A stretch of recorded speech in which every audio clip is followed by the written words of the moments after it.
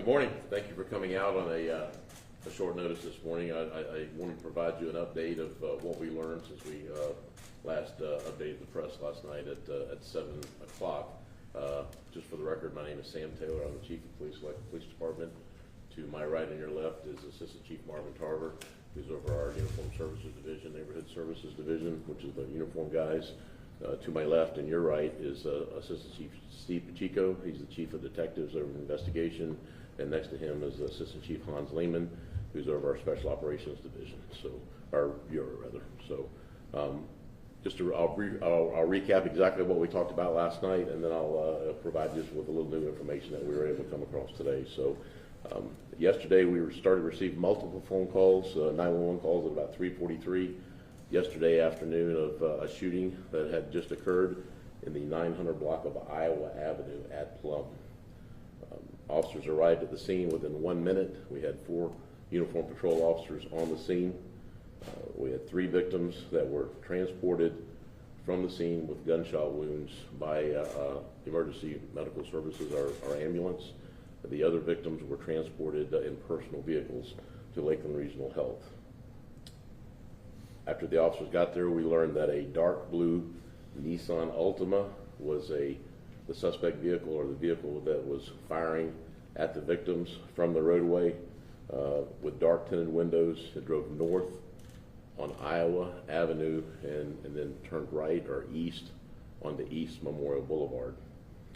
The vehicle was described, as I said, as a dark blue Nissan with dark tinted windows and a temporary tag. We gave you that information last night. As of last night, we had 10 victims. 2 had sustained critical injuries. 1 was shot in the abdomen. The other one was shot in the face or the jaw area. And the other 8 had non-life-threatening injuries. As of this morning, we're going to up the victim count to 11. We had another individual that showed up at Lakeland Regional Health as a walk-in, so now we have a total of 11 victims. He also sustained minor injuries. All of our victims are male, and we gave you the age ranges yesterday.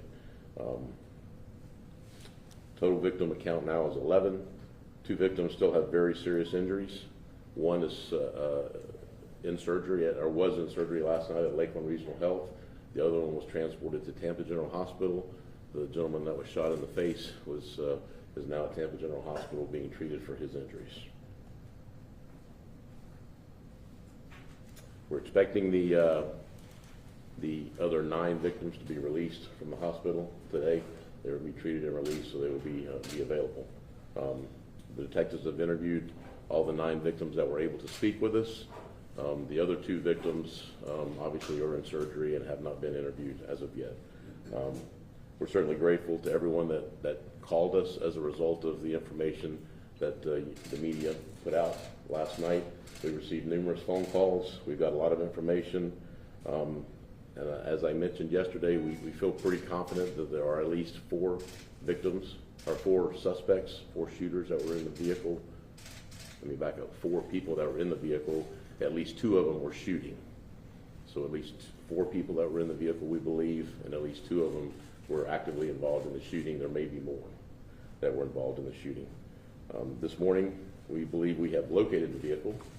So we have a high level of confidence that we have located the vehicle. And this was the photograph of the vehicle that we put out last night from Ring camera video.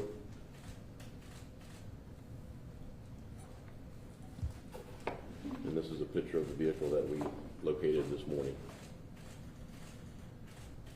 As I say, there's still some lab work and some processing that needs to be done on this vehicle, but we have a high level of confidence that this is the vehicle that we were looking for.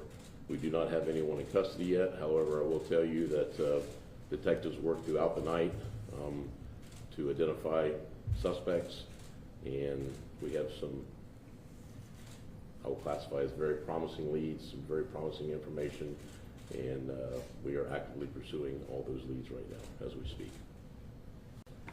With that, I'll answer any questions that you have. I think that's all. I do want to mention the partnerships that we have with all of our agencies. I had the Polk County Sheriff's Office reach out to me last night I had the U.S. Attorney reach out, Florida Department of Law Enforcement, ATF, Homeland Security, just all of our partner federal agencies. We do have ATF is here this morning. We have been in contact with all of our federal partners, and they have been tremendous. They've all offered their assistance, and we are going to take them up on some of their offers of help, particularly as it comes to the lab processing and the processing of some of the evidence that we believe to be in the vehicle. And we are going to take them up on their offer to expedite the processing of that evidence. So, and I'll leave it at that. So, Any idea of motive? Any idea of motive? Not yet. We don't have our suspects yet. Obviously, we found a quantity, as I told you last night, we found a quantity of marijuana at the scene that was packaged for sale. So, I mean, you can draw the nexus. That's probably has something to do with narcotics. Where was the vehicle located? Where was the vehicle located? It was located in Lakeland. I want to leave the exact address right now. I don't want to give you the exact address. It was located in a neighborhood in West Lakeland. Chief, there are people in that neighborhood who believe that this is a result of gang violence. Is there anything you can say? Are there any signs that that's what this is? We don't have any indication that that is the case. That may very well turn out to be at the end of the investigation. If that's the case, we'll certainly let you know that. But because we're so early into it and we don't have our hands on the suspects yet, but we've heard the same thing. But I don't know that to be true. I know you don't have suspects yet, but is there? We do have suspects. We have people that we're very interested in. We don't have our hands on them. Are they from out of town? They are. Are there 4 suspects? As of this morning and late last night, I don't want to put a number on it, but we have more than one. I'll leave it at that. Is the vehicle registered to anybody, or is that a possible suspect? It's yes and yes. It is registered to someone, and that is a possible someone that we want to speak with. Yes, sir. How far out of town are we talking? Polk County area. Polk County area. Yes, sir. Okay. Yes, ma'am. I'm sorry. What led to finding the car?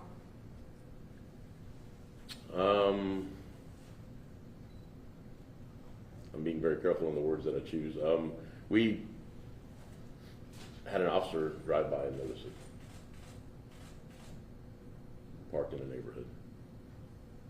Last night you mentioned efforts to mitigate crime in that area. What has the police department done in that area? We have certainly, as I mentioned last night, there are a lot of good people that live in the neighborhood. Certainly it's a challenged area.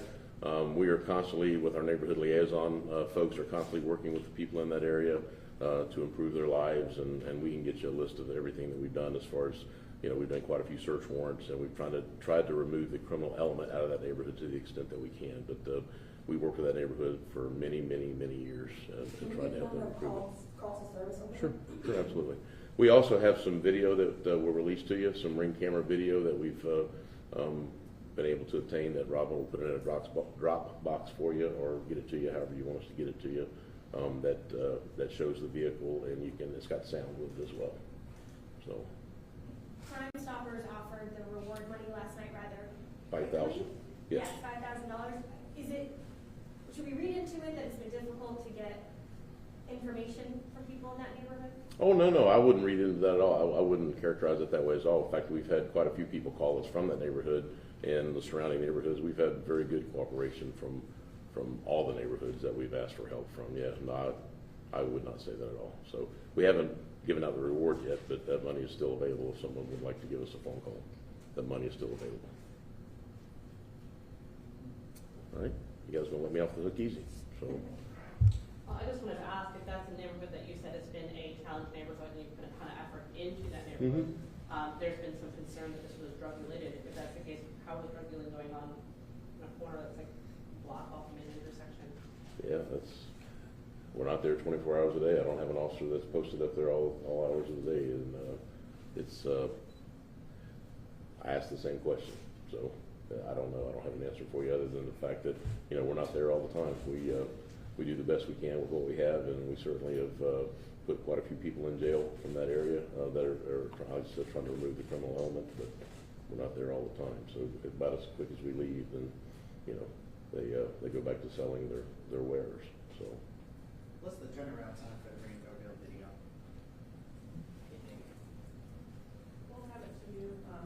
30 minutes, within an hour, yeah. Yeah, we're trying to get that to you before your noon.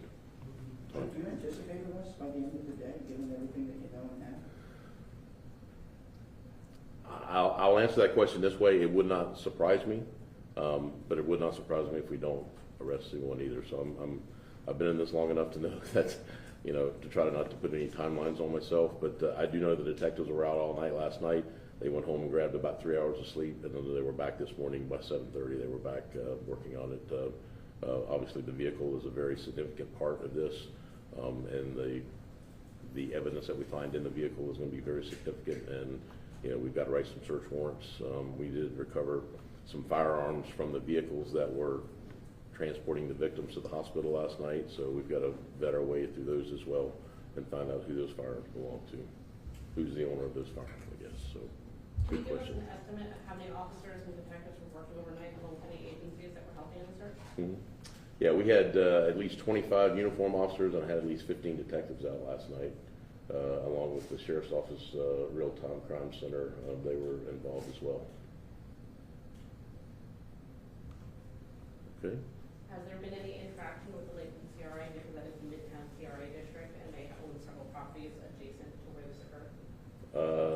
I have not personally spoke with them. I can't speak to if the other detectives or some of the other supervisors have had interaction with the CRA folks, but I've talked with a lot of people in the past 24 hours, and but none specifically from the CRA. All right. Anything else? Thank you guys for coming. I know it was a short notice, so appreciate you.